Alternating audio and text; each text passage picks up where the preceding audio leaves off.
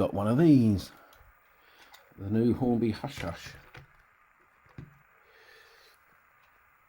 and it works beautifully, and it's got sound in it and all that, so it's the posh one.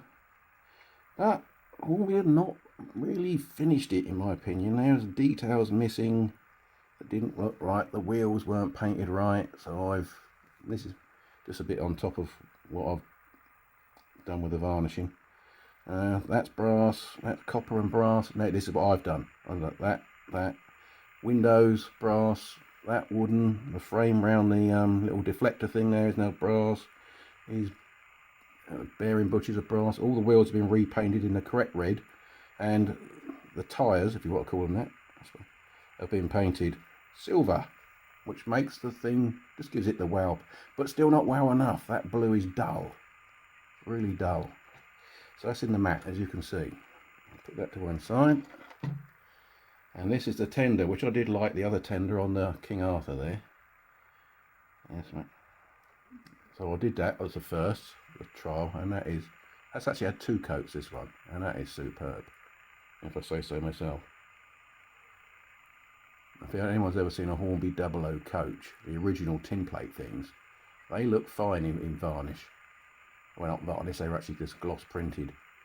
And some people say that 00 coaches and what have you do not scale very well with varnish. Well, that was probably because they had those non-flush windows and they looked like toys, and and I agree, they do not look good in varnish. But the modern stuff does. And if you look at this, I don't know if you can see it, that actually makes the gold glow. It's much better than what it was previously, as Hornby said it. So, and I'm thinking you don't actually need to do the blue on the end. I note that I also did the gold around that window, because I hadn't done that either. And the buffers are all red. That bit, that was black, that was wrong. And the various gold bits and weathering down here as well I've done. And the wheels on here as well, with the tyres and the new red.